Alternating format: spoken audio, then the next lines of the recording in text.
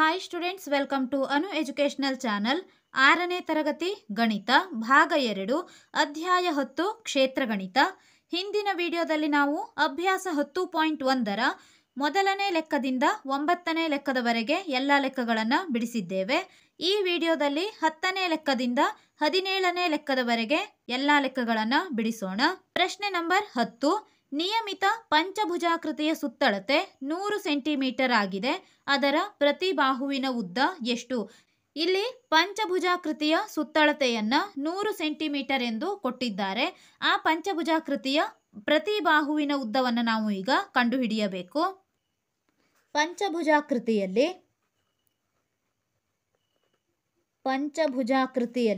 ಬಾಹುಗಳ ಸಂಖ್ಯೆ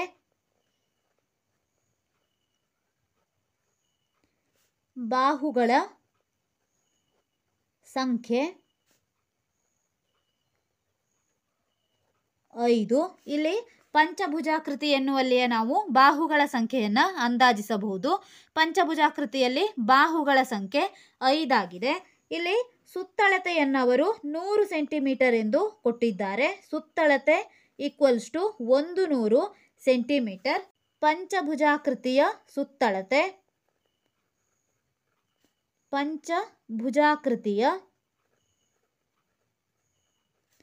ಸುತ್ತಳತೆ = 5 ಗುಣಿಸು ಬಾಹು ಎಂದು ತೆಗೆದುಕೊಳ್ಳೋಣ. ಇಲ್ಲಿ ಪಂಚಭುಜಾಕೃತಿಯಲ್ಲಿ 5 ಬಾಹುಗಳು ಇರ್ತವೆ. ಎಲ್ಲ ಬಾಹುಗಳು ಸಮ ಎಂದು ನಾವು ಈಗ ತೆಗೆದುಕೊಳ್ಳಬೇಕು. ಇಲ್ಲಿ ಸುತ್ತಳತೆಯನ್ನು 100 ಸೆಂಟಿಮೀಟರ್ ಎಂದು ಕೊಟ್ಟಿದ್ದಾರೆ. 5 ಗುಣಿಸು ಬಾಹು 100. ಈಗ ಇಲ್ಲಿ ಗುಣಿಸಿದ ಸಂಖ್ಯೆ = ಚಿಹ್ನೆಯ ಎಡಬದಿಗೆ ಬಂದಾಗ ಭಾಗಿಸುತ್ತದೆ. 100/5 ಬಾಹುವಿನ ಉದ್ದ. ಇಲ್ಲಿ 5 1 5, 5 2 10 ಆಯಿತು. 1 0ಯನ್ನು ನಾವು ಇರಿಸೋಣ. ಆದ್ದರಿಂದ ಇಲ್ಲಿ 20 ಸೆಂಟಿಮೀಟರ್ ಬಂದಿದೆ. ಇದು ಪ್ರತಿ ಬಾಹುವಿನ ಉದ್ದ.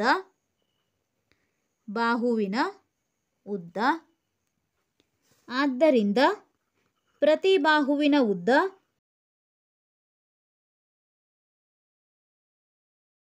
= 20 ಸೆಂಟಿಮೀಟರ್. ಪ್ರಶ್ನೆ ನಂಬರ್ 11. 30 ಸೆಂಟಿಮೀಟರ್ ಉದ್ದದ ದಾರವಿದೆ. ಈ ದಾರದಿಂದ ಎ ವರ್ಗ, ಬಿ ಸಮಬಾಹು ತ್ರಿಭುಜ, ಸಿ ನಿಯಮಿತ ಷಡ್ಭುಜಗಳನ್ನು ಉಂಟು ಮಾಡಿದರೆ ಪ್ರತಿ ಬಾಹುವಿನ ಉದ್ದವೆಷ್ಟಿರುವುದು ಎಂದು ಕೇಳುತ್ತಿದ್ದಾರೆ. ಇಲ್ಲಿ 30 ಸೆಂಟಿಮೀಟರ್ ಉದ್ದದ ದಾರದಿಂದ ನಾವು ಮೊದಲು ವರ್ಗವನ್ನು ಮಾಡಿ ಆ ವರ್ಗದ ಪ್ರತಿ ಬಾಹುವಿನ ಉದ್ದವನ್ನು ಕಂಡುಹಿಡಿಯೋಣ. ಪ್ರತಿ ಬಾಹುವಿನ ಉದ್ದವನ್ನು ಕಂಡುಹಿಡಿಯುವಾಗ ನಾವು ಇಲ್ಲಿ ವರ್ಗದ ಸುತ್ತಳತೆಯನ್ನು ಅಥವಾ ವರ್ಗದ ಸುತ್ತಳತೆಯ ಸೂತ್ರವನ್ನು ಉಪಯೋಗಿಸಿ ಕಂಡುಹಿಡಿಯಬೇಕು. ಎ ದಾರದ ಉದ್ದ 30 ಸೆಂಟಿಮೀಟರ್. ದಾರದ ಉದ್ದ, ಇಲ್ಲಿ ದಾರದ ಉದ್ದವೇ ಆ ಆಕೃತಿಯ ಸುತ್ತಳತೆಯಾಗಿರುತ್ತದೆ. ಸುತ್ತಳತೆ 30 ಸೆಂಟಿಮೀಟರ್ ಆಗಿದೆ. ಈಗ ನಾವು ಬಾಹುವಿನ ಉದ್ದವನ್ನು ಕಂಡುಹಿಡಿಯಬೇಕು. ಇಲ್ಲಿ ವರ್ಗದ ಸುತ್ತಳತೆಯ ಸೂತ್ರವನ್ನು ಉಪಯೋಗಿಸೋಣ. ವರ್ಗದ ಸುತ್ತಳತೆ = 4 ಗುಣಿಸು ಬಾಹು. ವರ್ಗದಲ್ಲಿ ಎಲ್ಲ ಬಾಹುಗಳು ಸಮನಾಗಿರುತ್ತದೆ. ಆದ್ದರಿಂದ ಇಲ್ಲಿ 4 ಗುಣಿಸು ಬಾಹು ಎಂದು ತೆಗೆದುಕೊಂಡಿದ್ದೇವೆ. ಇಲ್ಲಿ ವರ್ಗದ ಸುತ್ತಳತೆಯನ್ನು 30 ಸೆಂಟಿಮೀಟರ್ ಎಂದು ಕೊಟ್ಟಿದ್ದಾರೆ. 4 ಗುಣಿಸು ಬಾಹು. ಈಗ 30 ಇಲ್ಲಿ ಗುಣಿಸಿದ ಸಂಖ್ಯೆ = ಚಿಹ್ನೆಯ ಎಡಬದಿಗೆ ಬಂದಾಗ ಭಾಗಿಸುತ್ತದೆ. ಆದ್ದರಿಂದ ನಾವು 30/4 ಎಂದು ತೆಗೆದುಕೊಂಡಿದ್ದೇವೆ. ಇಲ್ಲಿ ಬಾಹು ಉಳಿದಿದೆ. ಇಲ್ಲಿ 4ಅನ್ನು ನಾವು ಈಗ 30ರಿಂದ ಭಾಗಿಸೋಣ. 4/30. ಇಲ್ಲಿ 4 7 28 ಬಂದಿದೆ. 30ರಲ್ಲಿ 28ನ್ನು ಕಳೆದಾಗ 2 ಉಳಿಯಿತು. ಇಲ್ಲಿ 0. ಈಗ 2ರಿಂದ ನಾವು 4ಅನ್ನು ಭಾಗಿಸಲು ಸಾಧ್ಯವಿಲ್ಲ. ಇಲ್ಲಿ ಬಿಂದುವನ್ನಿಟ್ಟು ಇನ್ನೊಂದು 0ಯನ್ನು ಪಡೆಯೋಣ. 4 5 20. ಆದ್ದರಿಂದ ಇಲ್ಲಿ ಭಾಗಿಸಿದಾಗ ಭಾಗಲಬ್ಧ 7.5 ಬಂತು. 7.5 = ಬಾಹು. ಇಲ್ಲಿ 7.5 ಸೆಂಟಿಮೀಟರ್ ಬಾಹುವಿನ ಉದ್ದವಾಗಿದೆ. ಆದ್ದರಿಂದ ಪ್ರತಿ ಬಾಹುವಿನ ಉದ್ದ ಪ್ರತಿ ಬಾಹುವಿನ ಉದ್ದ ಈಕ್ವಲ್ಸ್ ಟು 7.5 ಸೆಂಟಿಮೀಟರ್. ಬಿ ಪ್ರಶ್ನೆ, ಸಮಬಾಹು ತ್ರಿಭುಜ. ಇಲ್ಲಿ ನಾವು ಸಮಬಾಹು ತ್ರಿಭುಜದ ಪ್ರತಿ ಬಾಹುವಿನ ಉದ್ದವನ್ನು ಕಂಡುಹಿಡಿಯಬೇಕು. ಸಮಬಾಹು ತ್ರಿಭುಜ, ಸಮಬಾಹು ತ್ರಿಭುಜ. ಇಲ್ಲಿ ಸುತ್ತಳತೆ 30 ಸೆಂಟಿಮೀಟರ್ ಆಗಿದೆ. ಸುತ್ತಳತೆ ಈಕ್ವಲ್ಸ್ ಟು 30 ಸೆಂಟಿಮೀಟರ್, ಅಂದರೆ ಇದು ದಾರದ ಉದ್ದ. ಈಗ ಸಮಬಾಹು ತ್ರಿಭುಜದ ಸುತ್ತಳತೆ, ಸಮಬಾಹು ತ್ರಿಭುಜದ ಸುತ್ತಳತೆ ಈಕ್ವಲ್ಸ್ ಟು, ಇಲ್ಲಿ ಸಮಬಾಹು ತ್ರಿಭುಜ ಎಂದರೆ ತ್ರಿಭುಜದಲ್ಲಿನ 3 ಬಾಹುಗಳು ಸಮನಾಗಿವೆ ಎಂದು ಅರ್ಥ. ಆದ್ದರಿಂದ ನಾವು 3ರಿಂದ ಬಾಹುವನ್ನು ಗುಣಿಸಬೇಕು. ಇದು ಸಮಬಾಹು ತ್ರಿಭುಜದ ಸುತ್ತಳತೆಯ ಸೂತ್ರ. ಇಲ್ಲಿ ಸುತ್ತಳತೆಯನ್ನು 30 ಸೆಂಟಿಮೀಟರ್ ಎಂದು ಕೊಟ್ಟಿದ್ದಾರೆ. 3 ಗುಣಿಸು ಬಾಹು. ಈಗ ನಾವು 30ಕ್ಕೆ 3ಅನ್ನು ಭಾಗಿಸಬೇಕು, ಏಕೆಂದರೆ ಇಲ್ಲಿ ಗುಣಿಸಿದ ಸಂಖ್ಯೆಯಾಗಿದೆ. 30ಅನ್ನು 3ರಿಂದ ಭಾಗಿಸಿದಾಗ 3 1 3 10 30 ಬಂತು. ಇದು ಬಾಹು. ಇಲ್ಲಿ 10 ಉಳಿದಿದೆ. 10 ಈಕ್ವಲ್ಸ್ ಟು ಬಾಹು ಬಂತು. ಆದ್ದರಿಂದ ಪ್ರತಿ ಬಾಹುವಿನ ಉದ್ದ, ಆದ್ದರಿಂದ ಪ್ರತಿ ಬಾಹುವಿನ ಉದ್ದ ಈಕ್ವಲ್ಸ್ ಟು 10 ಸೆಂಟಿಮೀಟರ್. ಸಿ, ನಿಯಮಿತ ಷಡ್ಭುಜ ಎಂದು ಕೊಟ್ಟಿದ್ದಾರೆ. ಷಡ್ಭುಜ ಎಂದರೆ ಇಲ್ಲಿ 6 ಬಾಹುಗಳಿರುತ್ತವೆ. ಇಲ್ಲಿ ನಾವು ಸುತ್ತಳತೆ ಈಕ್ವಲ್ಸ್ ಟು 6 ಗುಣಿಸು ಬಾಹು ಎಂದು ಮಾಡಬೇಕು. ನಿಯಮಿತ ಷಡ್ಭುಜ, ನಿಯಮಿತ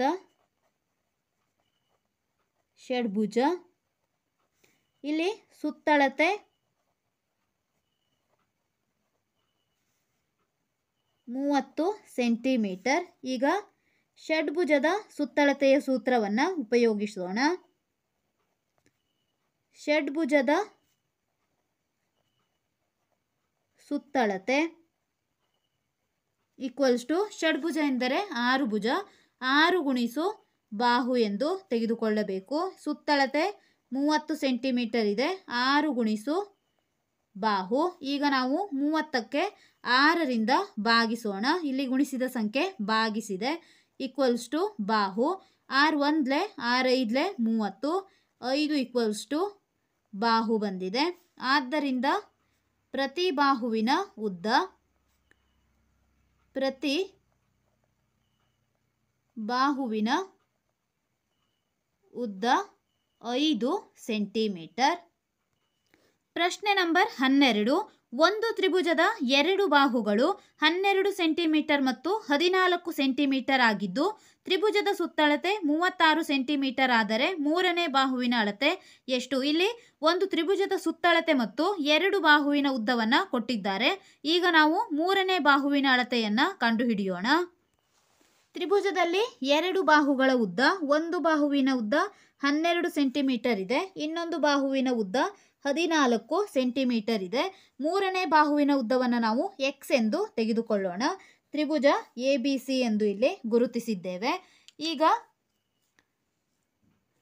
ಸುತ್ತಳತೆ 36 ಸೆಂಟಿಮೀಟರ್ ಎಂದು ಕೊಟ್ಟಿದ್ದಾರೆ. ಈಗ ನಾವು ತ್ರಿಭುಜದ ಸುತ್ತಳತೆಯ ಸೂತ್ರವನ್ನು ಉಪಯೋಗಿಸೋಣ. ತ್ರಿಭುಜದ ಸುತ್ತಳತೆ, ತ್ರಿಭುಜದ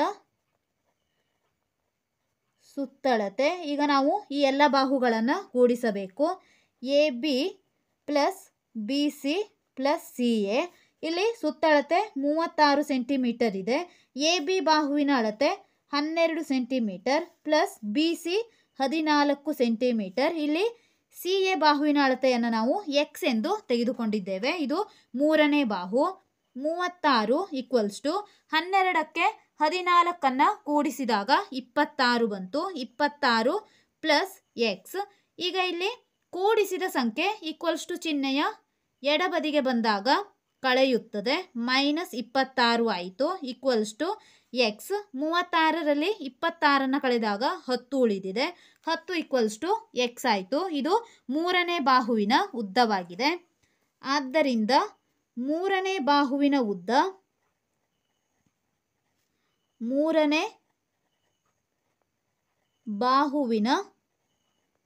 ಉದ್ದ 10 ಸೆಂಟಿಮೀಟರ್. ಪ್ರಶ್ನೆ ನಂಬರ್ 13.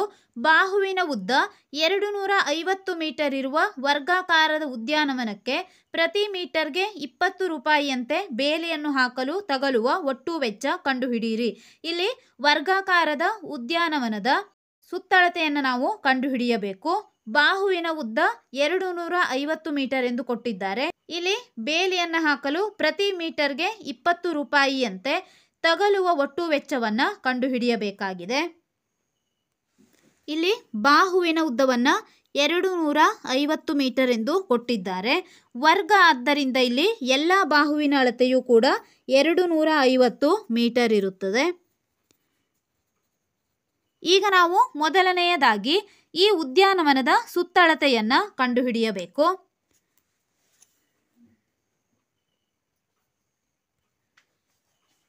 ವರ್ಗಾಕಾರದ ಉದ್ಯಾನವನದ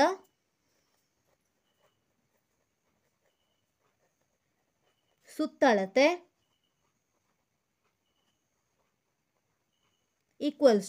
ಇಲ್ಲಿ ವರ್ಗಾಕಾರದ ಸುತ್ತಳತೆಯ ಸೂತ್ರ 4 × ಬಾಹು ಆಗಿದೆ. ಇಲ್ಲಿ ಎಲ್ಲ ಬಾಹುಗಳು ಸಮನಾದ್ದರಿಂದ ನಾವು 4 × ಬಾಹು ಎಂದು ತೆಗೆದುಕೊಳ್ಳಬೇಕು. ಇಲ್ಲಿ 4 × ಬಾಹುವಿನ ಅಳತೆ 250 ಆಗಿದೆ.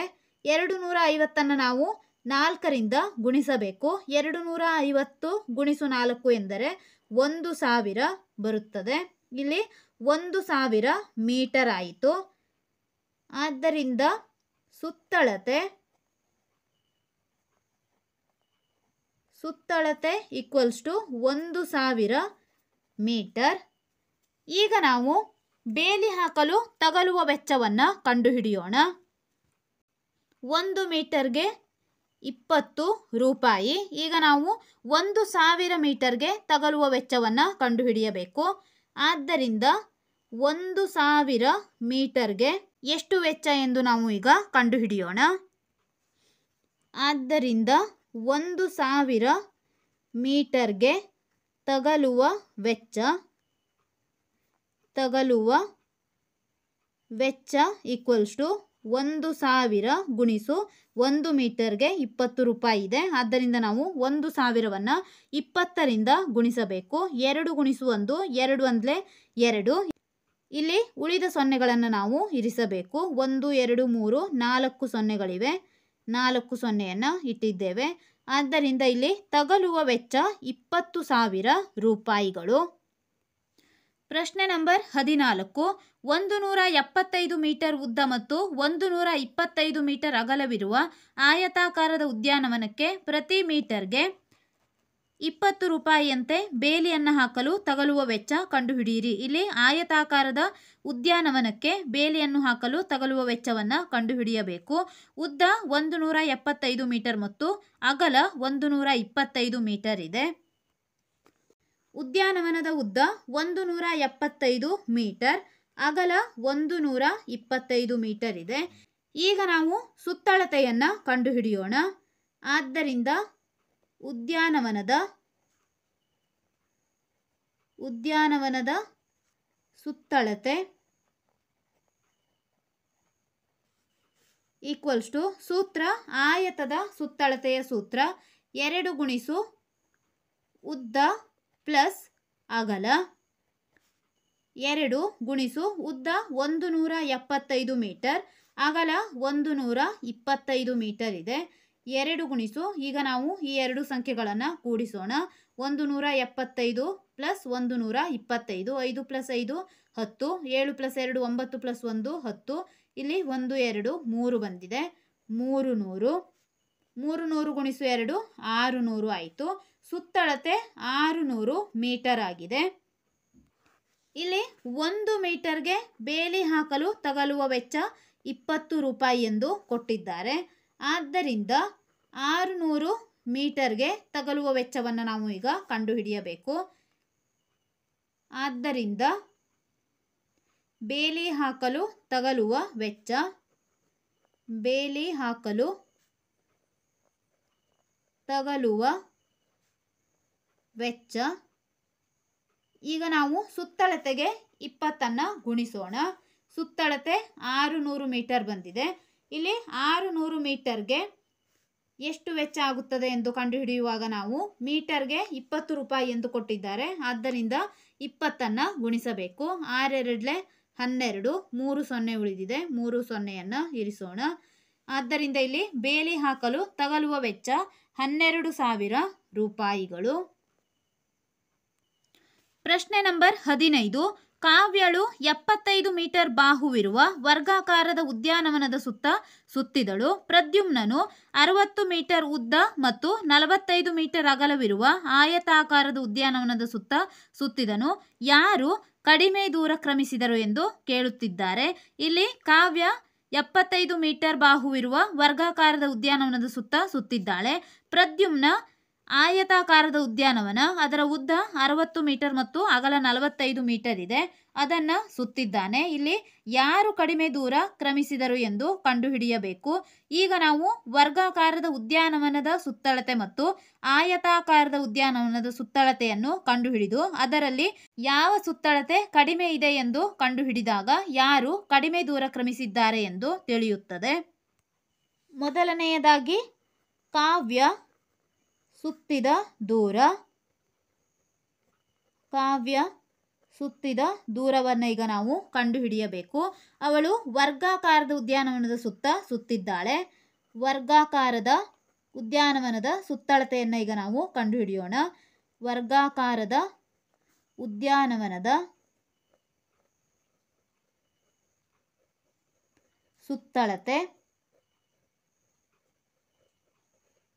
ಸೂತ್ರ 4 ಗುಣಿಸು ಬಾಹು. 4 ಬಾಹುವಿನ ಅಳತೆಯನ್ನು ಅವರು 75 ಮೀಟರ್ ಎಂದು ಕೊಟ್ಟಿದ್ದಾರೆ. 75 4ರಿಂದ ಗುಣಿಸೋಣ. 5 4 20, 7 4 28 ಪ್ಲಸ್ 2 30. ವರ್ಗಾಕಾರದ ಉದ್ಯಾನವನದ ಸುತ್ತಳತೆ 300 ಮೀಟರ್ ಬಂದಿದೆ. ಇದು ಕಾವ್ಯ ಸುತ್ತಿದ ದೂರ. ಈಗ ನಾವು ಪ್ರದ್ಯುಮ್ನ ಸುತ್ತಿದ ದೂರವನ್ನು ಕಂಡುಹಿಡಿಯೋಣ. ಪ್ರದ್ಯುಮ್ನ ಸುತ್ತಿದ ದೂರ. ಅವನು ಆಯತಾಕಾರದ ಉದ್ಯಾನವನವನ್ನು ಸುತ್ತಿದ್ದಾನೆ. ಆಯತಾಕಾರದ ಉದ್ಯಾನವನದ ಸುತ್ತಳತೆಯನ್ನು ಈಗ ನಾವು ಕಂಡುಹಿಡಿಯಬೇಕು. ಆಯತಾಕಾರದ ಉದ್ಯಾನವನದ ಸುತ್ತಳತೆ ಈಕ್ವಲ್ಸ್ ಟು 2 ಗುಣಿಸು ಉದ್ದ ಪ್ಲಸ್ ಅಗಲ. ಉದ್ದ 60 ಮೀಟರ್ ಮತ್ತು ಅಗಲ 45 ಮೀಟರ್ ಎಂದು ಕೊಟ್ಟಿದ್ದಾರೆ. 60 ಪ್ಲಸ್ 45 105 ಆಗಿದೆ. 105 2ರಿಂದ ಗುಣಿಸಬೇಕು. 105 ಗುಣಿಸು 2, 2 5 10, 2 ಗುಣಿಸು 0 0, 2 1 ಇಲ್ಲಿ 0 ಆದ್ದರಿಂದ ಇಲ್ಲಿರುವ 1 ಬರೆಯೋಣ. 2 1 2, ಆದ್ದರಿಂದ ಇಲ್ಲಿ 210 ಬಂದಿದೆ. ಇಲ್ಲಿ ಪ್ರದ್ಯುಮ್ನ ಸುತ್ತಿದ ದೂರ ಅಥವಾ ಆಯತಾಕಾರದ ಉದ್ಯಾನವನದ ಸುತ್ತಳತೆ 210 ಮೀಟರ್ ಆಗಿದೆ. ಇಲ್ಲಿ ವರ್ಗಾಕಾರದ ಉದ್ಯಾನವನದ ಸುತ್ತಳತೆ 300 ಮೀಟರ್ ಇದೆ. ಇಲ್ಲಿ ಪ್ರದ್ಯುಮ್ನ ಸುತ್ತಿದ ದೂರ ಕಡಿಮೆಯಾಗಿದೆ. ಕಾವ್ಯ 300 ಮೀಟರ್ ಸುತ್ತಿದ್ದಾಳೆ. ಪ್ರದ್ಯುಮ್ನನು 210 ಮೀಟರ್ ಸುತ್ತಿದ್ದಾನೆ. ಆದ್ದರಿಂದ ಪ್ರದ್ಯುಮ್ನನು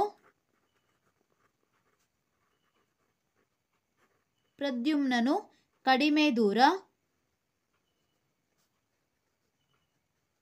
ಸುತ್ತಿದ್ದಾನೆ.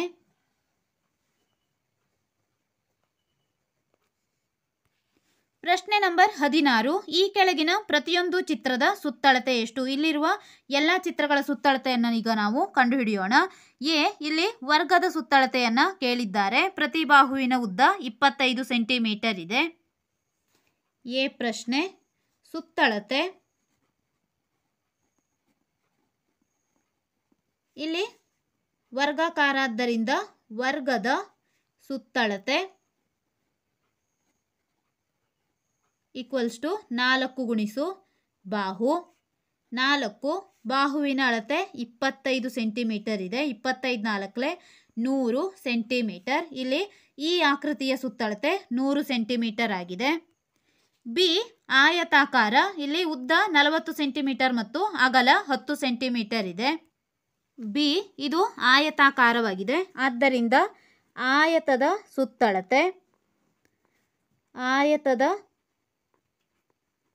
ಸುತ್ತಳತೆ ಈಕ್ವಲ್ಸ್ ಟು ಸುತ್ತಳತೆಯ ಸೂತ್ರ 2 ಗುಣಿಸು ಉದ್ದ ಪ್ಲಸ್ ಅಗಲ.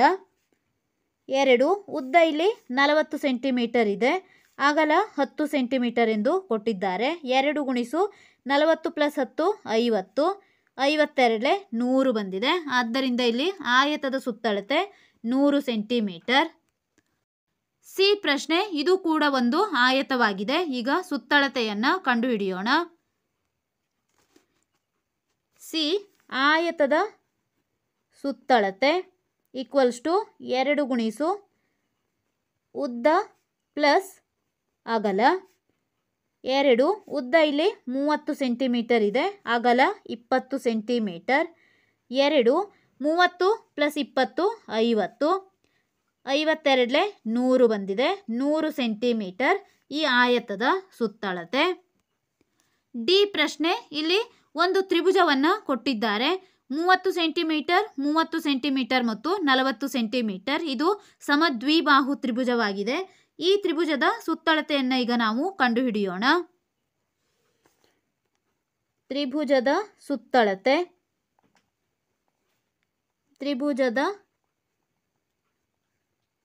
ಸುತ್ತಳತೆ ಈಕ್ವಲ್ಸ್ ಟು ಇಲ್ಲಿ ಎ ಬಿ ಸಿ ಎಂದು ತೆಗೆದುಕೊಂಡಾಗ 30 centimetre plus 30 centimetre plus 40 centimetre. ಎಲ್ಲ ಬಾಹುವಿನ ಅಳತೆಗಳನ್ನು ಬರೆದಿದ್ದೇವೆ.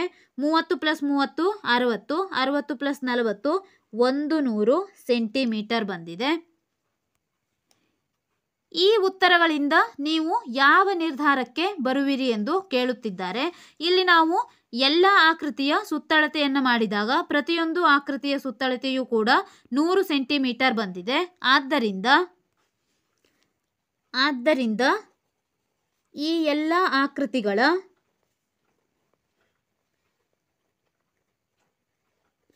ಸುತ್ತಳತೆಯು 100 ಸೆಂಟಿಮೀಟರ್ ಆಗಿದೆ. ಪ್ರಶ್ನೆ ನಂಬರ್ 17. ಜಾನನು ಪ್ರತಿ ಬಾಹುವು ಅರ್ಧ ಮೀಟರ್ ಇರುವ 9 ವರ್ಗಾಕಾರದ ಸಿಮೆಂಟಿನ ಅಚ್ಚುಗಳನ್ನು ಕೊಂಡನು. ಅವುಗಳನ್ನು ವರ್ಗಾಕಾರದಲ್ಲಿ ಜೋಡಿಸಿದನು. ಇಲ್ಲಿ ಜಾನನು ಪ್ರತಿ ಬಾಹುವು ಅರ್ಧ ಮೀಟರ್ ಇರುವ 9 ವರ್ಗಾಕಾರದ ಸಿಮೆಂಟಿನ ಅಚ್ಚುಗಳನ್ನು ತೆಗೆದುಕೊಂಡಿದ್ದಾನೆ. ಅವುಗಳನ್ನು ಮೊದಲು ಅವನು ವರ್ಗಾಕಾರದಲ್ಲಿ ಜೋಡಿಸಿದ್ದಾನೆ. ಎ ಪ್ರಶ್ನೆ. 10.7 ಮೊದಲನೇ ಚಿತ್ರದಲ್ಲಿ ತೋರಿಸಿರುವ ಜೋಡಣೆಯ ಸುತ್ತಳತೆ ಎಷ್ಟು? ಇಲ್ಲಿ ಈ ವರ್ಗಾಕಾರದ ಜೋಡಣೆಯ ಸುತ್ತಳತೆಯನ್ನು ಈಗ ನಾವು ಕಂಡುಹಿಡಿಯಬೇಕು. ಇಲ್ಲಿ ಪ್ರತಿಯೊಂದು ವರ್ಗದ ಒಂದು ಬಾಹುವಿನ ಉದ್ದ ಅರ್ಧ ಮೀಟರ್ ಆಗಿದೆ. ಇಲ್ಲಿ ಈ ಬಾಹುವಿನ ಉದ್ದ ಅರ್ಧ, ಈ ಬಾಹುವಿನ ಉದ್ದ ಅರ್ಧ, ಈ ಬಾಹುವಿನ ಉದ್ದ ಅರ್ಧ. ಈ 3 ಅರ್ಧಗಳನ್ನು ಕೂಡಿಸಿದಾಗ ನಮಗೆ 1.5 ಅಂದರೆ 1.5 ಮೀಟರ್ ಉದ್ದ ಬರುತ್ತದೆ. ಆದ್ದರಿಂದ ಈಗ ನಾವು ವರ್ಗದ ಸುತ್ತಳತೆಯನ್ನು ಕಂಡುಹಿಡಿಯುವಾಗ 4 ಗುಣಿಸು ಬಾಹು ಎಂದು ಮಾಡಬೇಕು. 4ರಿಂದ ನಾವು ಈಗ 1.5 ಗುಣಿಸಿದಾಗ ಈ ವರ್ಗಾಕಾರದ ಸುತ್ತಳತೆಯನ್ನು ಕಂಡುಹಿಡಿಯಬಹುದು. ಎ ವರ್ಗಾಕಾರದ ಸುತ್ತಳತೆ ಈಕ್ವಲ್ಸ್ ಟು 4 ಗುಣಿಸು ಬಾಹು. 4 ಗುಣಿಸು ನಾವು ಪ್ರತಿ ಬಾಹುವಿನ ಉದ್ದವನ್ನು ಅಲ್ಲಿ ಅರ್ಧ ಪ್ಲಸ್ ಅರ್ಧ ಪ್ಲಸ್ ಅರ್ಧ 1.5 ಮೀಟರ್ ಎಂದು ತೆಗೆದುಕೊಂಡಿದ್ದೇವೆ. ಈಗ 1.5 4ರಿಂದ ಗುಣಿಸಬೇಕು. 1.5 ಗುಣಿಸು 4. 4 5 20. 4 1 4 ಪ್ಲಸ್ 2 6. ಇಲ್ಲಿ ಒಂದು ಸಂಖ್ಯೆಯನ್ನು ಬಿಟ್ಟು ಒಂದು ಬಿಂದುವನ್ನು ಇಟ್ಟಿದ್ದಾರೆ. ಇಲ್ಲೂ ಕೂಡ ನಾವು ಒಂದು ಸಂಖ್ಯೆಯನ್ನು ಬಿಟ್ಟು ಒಂದು ಬಿಂದುವನ್ನು ಇಡೋಣ.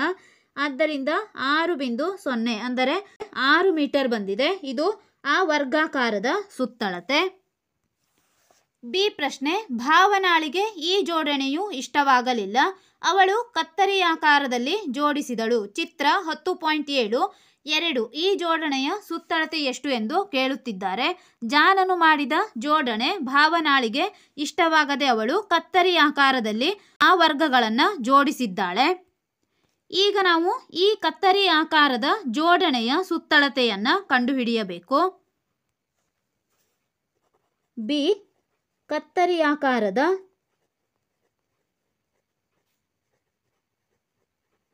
ಜೋಡಣೆಯ ಸುತ್ತಳತೆ. ಈಗ ನಾವು ಚಿತ್ರವನ್ನು ನೋಡೋಣ. ಸುತ್ತಳತೆಯನ್ನು ಕಂಡುಹಿಡಿಯುವಾಗ ಇಲ್ಲಿ ನಮಗೆ ಎಷ್ಟು ಬಾಹುಗಳು ಸಿಗುತ್ತವೆ ಎಂದು ಲೆಕ್ಕ ಮಾಡಬೇಕು. ಮೊದಲನೆಯದಾಗಿ 1, 2, 3, 4, 5, 6, 7, 8, 9, 10, 11, 12, 13, 14, 15, 16, 17, 18, 19, 20 ಬಾಹುಗಳು ನಮಗೆ ಇಲ್ಲಿ ಸಿಗುತ್ತಿವೆ. ಈಗ ನಾವು ಈ 20 ಬಾಹುಗಳನ್ನು ಅರ್ಧ ಮೀಟರ್ಗೆ ಗುಣಿಸಬೇಕು. ಏಕೆಂದರೆ ಇಲ್ಲಿ ಪ್ರತಿ ಬಾಹುವಿನ ಉದ್ದ ಅರ್ಧ ಮೀಟರ್ ಆಗಿದೆ. ಇಲ್ಲಿ ಬಾಹು ಮತ್ತು ಬಾಹು ಗುಣಿಸು ಒಂದು ಬಾಹುವಿನ ಉದ್ದ, ಒಂದು ಬಾಹುವಿನ ಉದ್ದ. ಇಲ್ಲಿ ಬಾಹುವಿನ ಸಂಖ್ಯೆ 20 ಇದೆ. ಗುಣಿಸು ಒಂದು ಬಾಹುವಿನ ಉದ್ದ ಇಲ್ಲಿ ಅರ್ಧ ಮೀಟರ್ ಇದೆ. ಈಗ ನಾವು 20ರಿಂದ ಅರ್ಧವನ್ನು ಗುಣಿಸೋಣ. 2 1 2 10 20. ಇಲ್ಲಿ 10 ಬಂತು. 10 ಮೀಟರ್ ಅಂದರೆ ಈ ಕತ್ತರಿ ಆಕಾರದ ಜೋಡಣೆಯ ಸುತ್ತಳತೆ 10 ಮೀಟರ್ ಬಂದಿದೆ. ಸಿ ಯಾವುದು ಹೆಚ್ಚು ಸುತ್ತಳತೆ ಹೊಂದಿದೆ ಎಂದು ಕೇಳುತ್ತಿದ್ದಾರೆ. ಇಲ್ಲಿ ಕತ್ತರಿ ಆಕಾರದ ಜೋಡಣೆಯು ಹೆಚ್ಚು ಸುತ್ತಳತೆಯನ್ನು ಹೊಂದಿದೆ. ಸಿ ಕತ್ತರಿ ಆಕಾರದ ಜೋಡಣೆಯು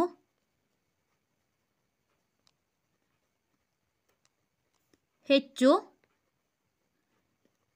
ಸುತ್ತಳತೆ ಹೊಂದಿದೆ.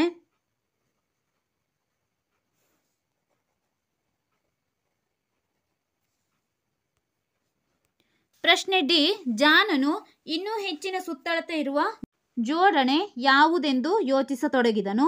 ಅಂತಹ ಜೋಡಣೆಯನ್ನು ನೀವು ಕಂಡುಹಿಡಿಯಬಲ್ಲಿರಾ? ಪ್ರತಿ ಸಿಮೆಂಟಿನ ಅಚ್ಚಿನ ಅಂಚು ಪೂರ್ಣವಾಗಿ ಇನ್ನೊಂದಕ್ಕೆ ತಾಗಿರಬೇಕು. ಅವುಗಳನ್ನು ಮುರಿಯುವ ಹಾಗಿಲ್ಲ ಎಂದು ಕೊಟ್ಟಿದ್ದಾರೆ. ಇಲ್ಲಿ 10 ಸೆಂಟಿಮೀಟರ್ಗಿಂತ ಹೆಚ್ಚು ಸುತ್ತಳತೆಯನ್ನು ಹೊಂದಿರುವ ಯಾವುದಾದರೂ ಜೋಡಣೆಯನ್ನು ನೀವು ಬರೆಯಬಹುದು. ಇದು ಚಟುವಟಿಕೆಯಾಗಿದೆ, ಬರೆಯುವ ಅಗತ್ಯವಿಲ್ಲ. ಈ ವಿಡಿಯೋದಲ್ಲಿ ನಾವು ಅಭ್ಯಾಸ 10.2ರ 9ನೇ ಲೆಕ್ಕದಿಂದ 17ನೇ ಲೆಕ್ಕದವರೆಗಿನ ಎಲ್ಲ ಲೆಕ್ಕಗಳನ್ನು ಬಿಡಿಸಿದ್ದೇವೆ. ಮುಂದಿನ ವಿಡಿಯೋದಲ್ಲಿ ಅಭ್ಯಾಸ 10.2ರ ಎಲ್ಲ ಲೆಕ್ಕಗಳನ್ನು ಬಿಡಿಸೋಣ.